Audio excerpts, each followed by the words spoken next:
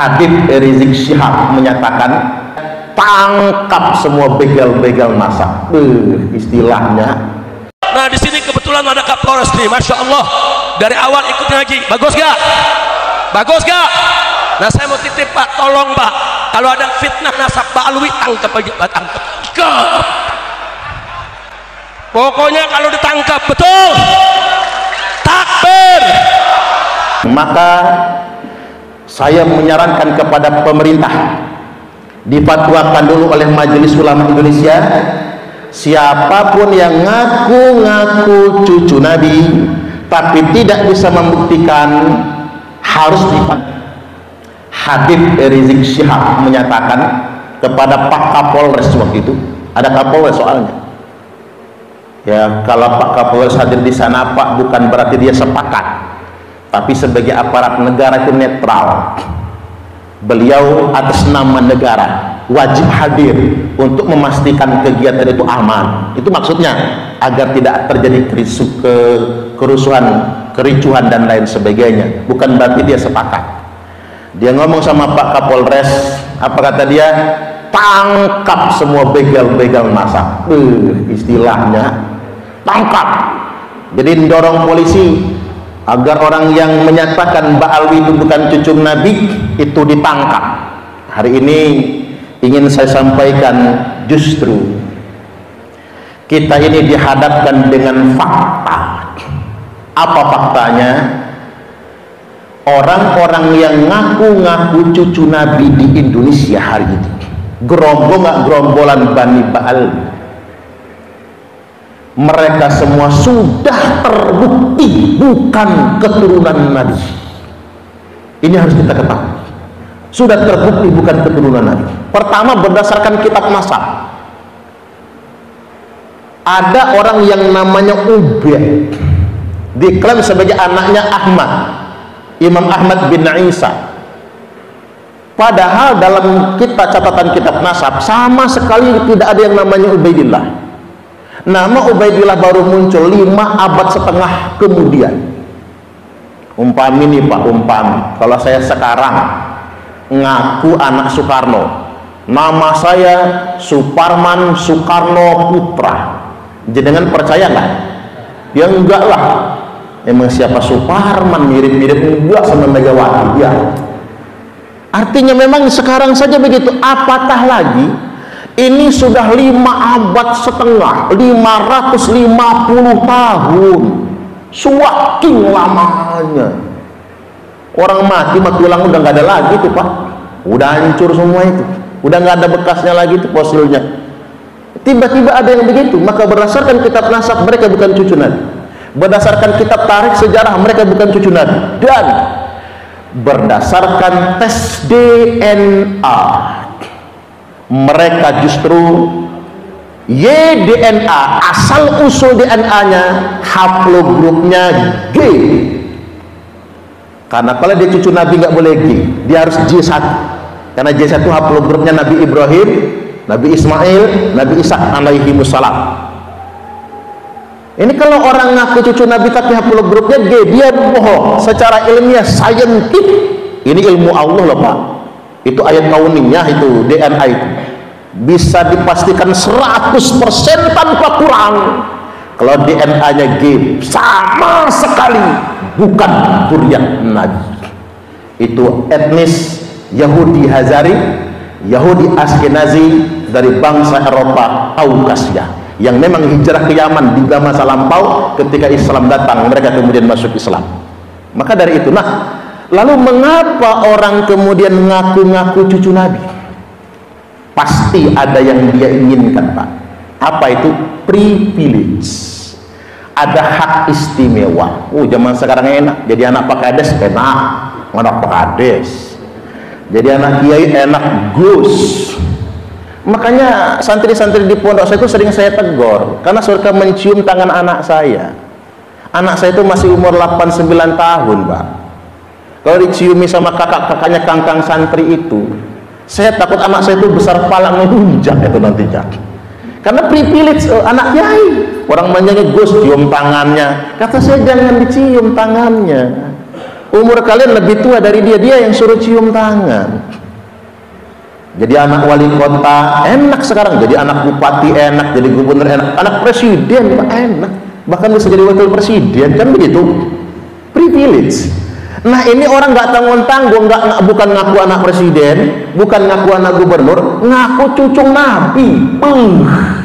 Cucung Nabi Pak, kita mah takut kualat ya kalau ngaku cucung Nabi. Nah saya ingin sampaikan, sudah ada hadisnya dari Nabi, thumma fitnatus sarra, hati-hati kata Nabi, nanti akan muncul fitnah sarra, fitnah di zaman kemerdekaan, fitnah di zaman kebebasan saat kalian sedang membangun, muncul fitnah dahuluha min tahti qodama rajulin min ahli baiti, akan keluar dari bawah dua telapak kaki laki-laki yang ngaku-ngaku anak putuku. Itu dawuh Kanjeng Nabi loh Pak.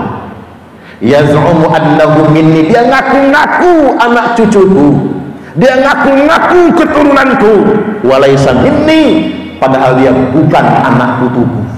Wa innama awliya'iyal muttaqun, karena sebenarnya yang pantas semata-mata mengaku anak cucuku, wali-waliku, hanyalah orang-orang yang bertakwa, bukan orang-orang yang takabur menyombongkan diri. Maka mengapa orang kemudian mengaku cucu Nabi? Karena dengan pengakuan tersebut dia bisa mengeksploitasi umat. Coba betapa banyak orang yang dimanfaatkan, didawiri Pak, dimintain duit, diancam-ancam kualat kalau nggak ngasih, kan begitu. Gara-gara dia ngaku cucu Nabi, dia banyak mendapatkan hak istimewa. Itu yang diinginkan. Maka saya menyarankan kepada pemerintah, difatwakan dulu oleh Majelis Ulama Indonesia, siapapun yang ngaku-ngaku cucu Nabi tapi tidak bisa membuktikan, harus difatwakan termasuk penodaan agama. Dan saya mendorong kepada pemerintah, siapapun yang ngaku-ngaku cucu Nabi tetapi dia tidak bisa membuktikan, maka sebaiknya dipidanakan. Setuju nggak kira-kira? Dengar itu, nyuruh-nyuruh aparat polisi nangkep kami, awas berbalik, awas berbalik. Habib Rizik kemudian mengatakan sama Bahar Smith, keturunan Wali Songo terputus 5 abad lebih lamanya, mereka sendiri yang balik terputus 5 abad lebih Pak. Mereka mengatakan, kata dia apa? Tes DNA, buktikan dengan tes DNA. Nanti kalau tes DNA, kata Habib Rizik ini, DNA dia kemana, DNA Nabi kemana. Sekarang kata-katanya berbalik. Monggo kersane Habib Rizik jenengan yang tes DNA untuk membuktikan kalau jenengan betul-betul tes DNA-nya J1 terbukti cucu Nabi, kami semua sebagai umat Nabi akan hormat kepada siapapun zuriat Nabi. Kalau dia akhlaknya bagus kita taat, kalau dia akhlaknya jelek kita hormat, kita muliakan, tapi tidak perlu ditaati. Jadi jangan sampai hanya ngaku cucu Nabi tapi tidak berani tes DNA, tidak berani membuktikan, ujung-ujungnya hanya mengeksploitasi umat Nabi. Sekarang begini, emang dosa apa ngaku cucu Nabi? Dosa Pak, dosa. Yang enggak dosa cuma satu. Kalau kita mengatakan begini, dalam darah aneh nih mengalir darah Rasulullah Adam alaihi salam, nah itu enggak dosa itu Pak, bener soalnya. Tapi kena jenengan ngaku cucu Rasulullah SAW, cucu Nabi Muhammad, dosa. Dosanya setidak-tidaknya 2. Pak bacain hadisnya nggih. Man kadzaba alayya muta'ammidan faqad kafar. Barang siapa yang berdusta, yang kedustaan itu disandarkan kepada saya, kan ngaku cucu Nabi itu berdusta yang disandarkan kepada Nabi, yang kedustaan itu disandarkan kepada saya, kata Nabi, faqad kafar, kafir dia. Dalam matan yang lain, fal yatabawwa maq'adahu minan nar, maka silahkan dia ngapling sendiri tempat tinggalnya di dalam neraka. Hadis yang kedua, biar kita nih paham, manidda'a qauman laisa lahu fihi nasabun, barang siapa yang ngaku-ngaku dirinya keturunan nasab dari suatu kaum, laisa lahu fihi nasabun, padahal nasabnya bukan berasal dari situ. Fal yatabawwa maq'adahu minan nar, maka silakan dia ngapling sendiri tempat tinggalnya di dalam neraka. Ngaku-ngaku cucu Nabi itu masuk neraka. Makanya jenengan Pak, Bu, jangan ngaku-ngaku cucu Nabi Muhammad. Saya datang ke Keratuan Darah Putih Pak, di Kalianda Bapak Ibu. Saya tanya, Den, berani nggak kata saya ngaku keturunan Sunan Gunung Jati? Berani. Pohon nasabnya ada Pak. Cuman saya tanya balik, Syarif Hidayatullah itu Sunan Gunung Jati itu dzurriat Nabi. Berani nggak panjenengan ngaku dzurriat Nabi? Apa jawab beliau? Nggak berani. Nggak berani Pak. Mengapa nggak berani? Takut akhlak kami nggak sesuai, nanti kami justru menyakiti Rasulullah Sallallahu Alaihi Wasallam. Tapi ada juga keturunan Keratuan Darah Putih itu Pak, sedang tes DNA untuk memastikan DNA-nya tersambung tidak dengan DNA-nya Kanjeng Nabi Sallallahu Alaihi Wasallam. Nah, kita yang umat Islam, terutama para kiai ini, para kiai, para alim, para ulama maksudnya, wajib meneliti kalau ada yang ngaku-ngaku keturunan. Al-Hafiz Ibnu Hajar Al-Haytami berfatwa, yambaghi likulli ahadin ay yakuna lahu ghiratun fi hadzal nasabi syarif hatta la yantasibu ilaihi sallallahu alaihi wasallam ahadun illa bihaqqin. Niscaya sudah semestinya, sudah seharusnya setiap orang cemburu dengan nasab keturunan Rasulullah, nasab yang mulia ini. Dan kalau ada yang ngaku-ngaku cucu Nabi, teliti, periksa, hatta la yantasib ilaihi sallallahu alaihi wasallam ahadun illa bihaqqin, periksa dia sampai tidak ada satupun lagi yang berani ngaku-ngaku putune Kanjeng Nabi, cucunya Nabi, kecuali dengan bukti yang benar. Ini penting untuk benar-benar kita garis bawahi. Baik, saya lanjutkan, dipercepat saja. Yang berikutnya, Habib itu walaupun ahli maksiat, matinya husnul khotimah. Sedangkan kiai kalau dia benci Habib, walaupun dia alim, walaupun santrinya banyak, maka matinya su'ul khotimah. Pak, ini ngalah-ngalahin Kanjeng Nabi nih. Ini kan fakta, kuping kita kan dengar semua kan, ada semua jejak digitalnya di YouTube. Saya ingin katakan, ini sesat kalimat itu. Ini doktrin yang menyimpang.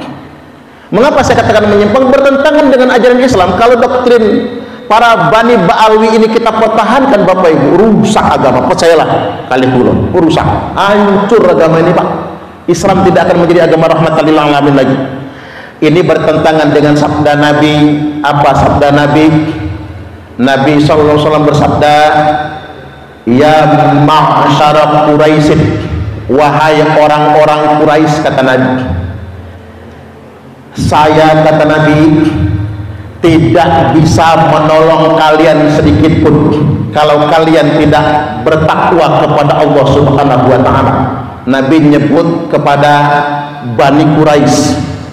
Bani Quraisy berarti sukunya Nabi. Kemudian yang berikutnya, ya Bani Abdi Manaf, wahai keturunan Mbah Abdi Manaf, saya Muhammad, kata Nabi, tidak bisa menolong kalian sedikit pun kalau kalian tidak bertakwa kepada Allah. La ughni ankum minallahi syai'an. Kalau Nabi ngomongin Bani Abdi Manaf, berarti Nabi bicara tentang klan keluarga, marga. Selanjutnya Nabi bersabda, ya Abbas, wahai Abbas, paman Nabi, udah masuk ke keluarga ini Pak. La ughni angka binallahi syai'a, saya ponaanmu le, ini pakliknya Nabi, ndak bisa nolong kamu kalau paklik nggak bertakwa kepada Allah. Kemudian yang berikutnya, ya Sofiyah, ammata Rasulullah sallallahu alaihi wasallam, wahai bibi Sofiyah, kata Nabi, la ughni anki minallahi syai'a, saya ponaanmu bi, nggak bisa nolong bibi kalau bibi nggak bertakwa kepada Allah.